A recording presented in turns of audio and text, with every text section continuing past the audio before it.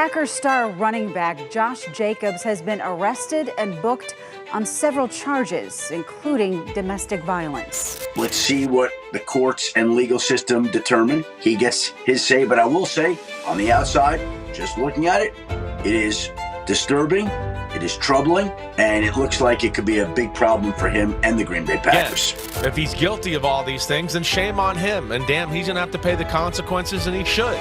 2 months ago, Brian Gutekunst stood at a podium at the NFL Combine and called Josh Jacobs a warrior. Said he had a lot of good years left. Said he was a critical piece of everything Green Bay was building. Tuesday, while his Packers teammates were on the practice field for the first day of OTAs, Josh Jacobs was being booked into Brown County Jail. Before we go any further, and this matters, these are allegations. Josh Jacobs has not been convicted of anything. His attorneys have stated clearly that he vehemently denies everything, and that important evidence has not yet been made public. Due process exists for a reason, and I'm going to treat it that way throughout this entire story. A charge is not a conviction. An arrest is not a verdict. And history in this exact category of case has shown repeatedly that what gets reported on day one is rarely the complete picture. That said, the charges are public record, and they are serious. 5 charges, 1 felony, up to 6 years in a Wisconsin state prison if convicted. The district attorney in Brown County says police work under a probable cause standard when applying the state's mandatory arrest policy for domestic abuse. But when it comes to any charging decisions, the DA says it's a much higher standard. His attorneys said they were extremely pleased and confident that once all evidence was gathered, it would confirm no charges should be brought. So in 48 hours, Josh Jacobs went from booked on a felony to walking out of jail with nothing formally filed. And somehow that makes the story more complicated, not less, because the DA did not say the case was closed. He said he was not ready to decide yet. The investigation is still active. The NFL has its own process running simultaneously. And the Green Bay Packers are standing at the edge of something that could define their entire 2026 season before training camp ever opens. Saturday, May 23rd, 8:37 in the morning, the Hobart Lawrence Police Department responds to a disturbance complaint involving Josh Jacobs. No arrest Saturday, no arrest Sunday, no arrest Monday. 3 full days pass. Then Tuesday, Jacobs is booked on charges of battery, domestic abuse, criminal damage to property, disorderly conduct, strangulation and suffocation, and intimidation of a victim. The strangulation charge is the one that jumps off the page. In Wisconsin, that is a Class H felony. The legal threshold does not require rendering someone unconscious. Applying pressure to the throat or neck is sufficient. Up to 6 years in prison. Up to a $10,000 fine. First offense. The intimidation of a victim charge is equally telling.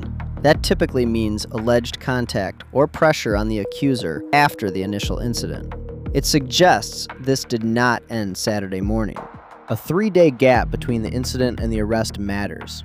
This was not a heat-of-the-moment decision at the scene. Police investigated, consulted prosecutors, and determined they had enough. That is a deliberate process, not a snap judgment. And then the DA paused everything Wednesday. Not dismissed, paused. The investigation is still running. Jacobs' legal team, David Chesnoff, Richard Schoenfeld, and Clarence Duchak, are among the most prominent criminal defense attorneys in the country. These are not lawyers you hire if you think this quietly disappears. Their statement was specific. Important evidence has not yet been made public. That is not a generic denial.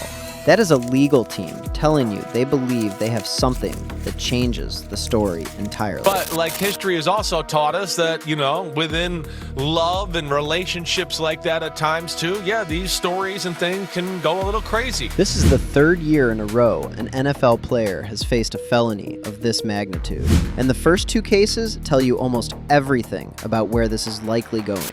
Patriot safety Jabril Peppers is set to be arraigned today after being arrested in Braintree over the weekend. Police say on Saturday they were called to a home where there was an altercation between two people. The NFL placed him on the commissioner's exempt list immediately. He missed 7 games. In January 2025, a jury acquitted him on all domestic violence and strangulation charges. Not guilty across the board. He walked on the main charges. But 7 games of his season were already gone before a jury ever spoke. Then Stephon Diggs, his personal chef, alleged he slapped her and put her in a chokehold during a dispute over unpaid wages. Facing a felony strangulation charge, the exact same charge now hitting Jacobs, Diggs pleaded not guilty, and his trial just got underway this May in Massachusetts. The defense strategy is already clear. No photographs of injuries, no medical records, and a $5.5 million civil demand from the accuser's attorney sitting on the table before the trial even started. If you want to know about that story, check out the link in the top right.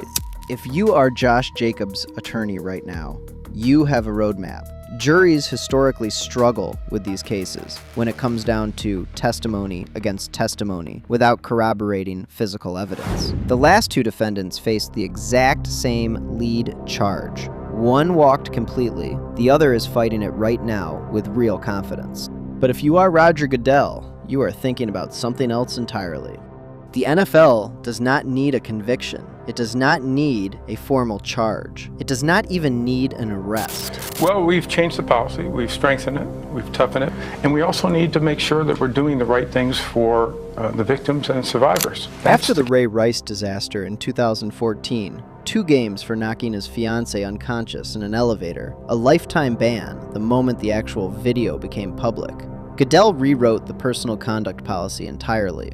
The baseline punishment for a first domestic violence offense became 6 games, and that baseline rises sharply when aggravating factors are present.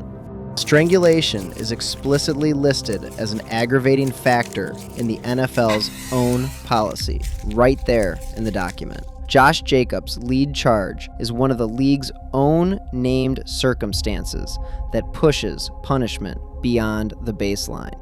This is not a 6-game situation. This is potentially longer. Think about Deshaun Watson. Over 24 accusers, 0 criminal charges ever filed, 11-game suspension, and a $5 million fine. Think about Kareem Hunt. Never arrested, never charged, 8-game suspension based on video and the league's own investigation. The NFL standard is not beyond a reasonable doubt. It is whether the player's conduct undermines the integrity and reputation of the league. That is a significantly lower bar. The commissioner's exempt list is the first domino. Based on the Peppers case, the NFL moved within days. The player keeps his paycheck, but cannot practice and cannot play. Only Goodell puts you on it. Only Goodell takes you off. No timeline. The NFL has already confirmed it is aware of the report and has been in contact with the club. That statement does not proceed in action. A lot of questions about Josh. I'm going to stick with the statement that we put out as an organization and just let the process play out. Matt, as far as football goes, do you have to prepare for the possibility that you might be playing some of the season without him, especially this time of year? Well, I think a lot's going to happen between now and then. Here is the uncomfortable truth. The Packers did this to themselves. Jacobs carries a $14.5 million cap hit this season. Gutekunst called him a warrior at the Combine, and the Packers responded to genuine backfield depth questions by not drafting a single running back in one of the deepest running back classes in recent memory.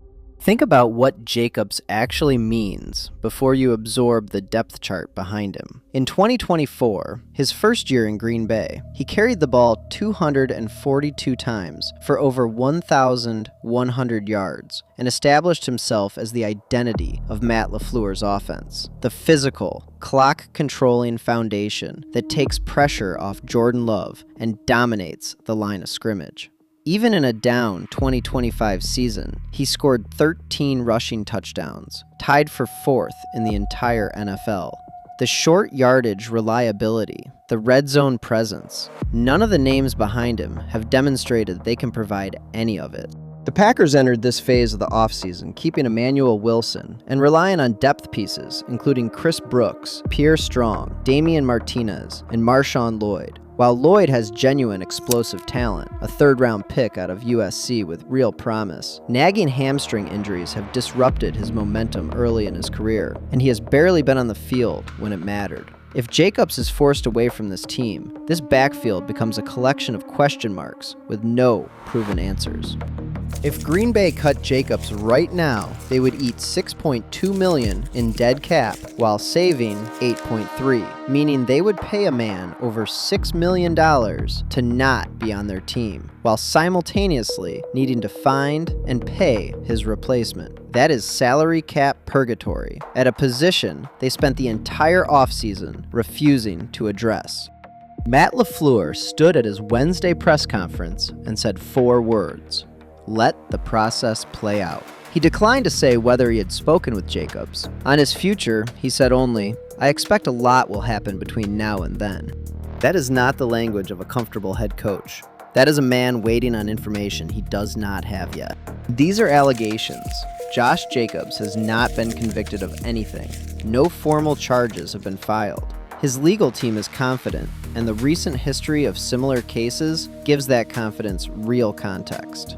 But the NFL's process does not wait for courtrooms, and the Packers' depth behind Jacobs is nowhere near ready to carry an offense with championship aspirations. Brian Gutekunst called him a warrior in February. The DA said he needed more time on Wednesday. And somewhere between those two statements is a Green Bay Packers season that could look very different from everything they planned. I spent hours putting this together. Hope you all enjoy it. And there's a new hype feature, so feel free to show some love with a hype. Don't forget to subscribe, and I'll see you in the next one.